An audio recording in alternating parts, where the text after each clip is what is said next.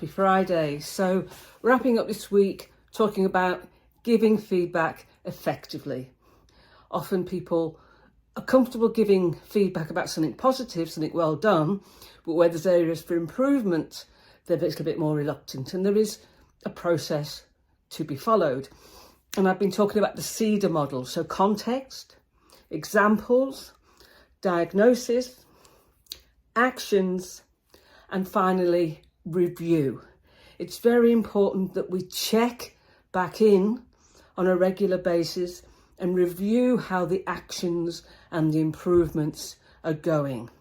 This is an ongoing conversation with the recipient, that we review how they're feeling, how they feel they're improving, or how they feel they're building on a past success and doing things even better.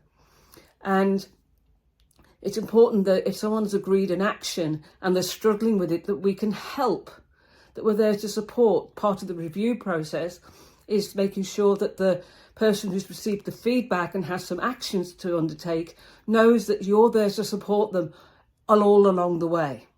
And we do that through a continual review. Now, one thing I mentioned, which I wanted to come back to, was avoiding the feedback sandwich. And that's where someone has not so positive feedback to give someone. So one of the things we should do when we're providing feedback is be absolutely transparent with the person and say, this is how we're going to go about it. You know, share the CEDAR model, talk about how often and we're going to sit down and have a feedback session, etc.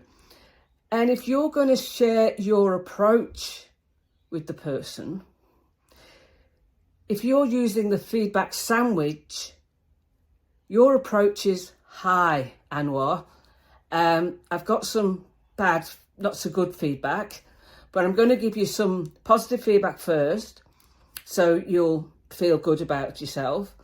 Then I'll give you the not so positive feedback. But rather than end on that note, I'll wrap it up by giving you some more good feedback, and then it won't feel so bad. How does that sound? But that's what you're doing. You're putting negative feedback between two pieces of bread that are positive feedback. And I don't like saying negative feedback, it's constructive feedback. But don't do that. Just do it as it is.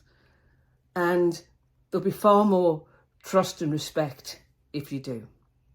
I'm going to talk soon about asking and receiving feedback.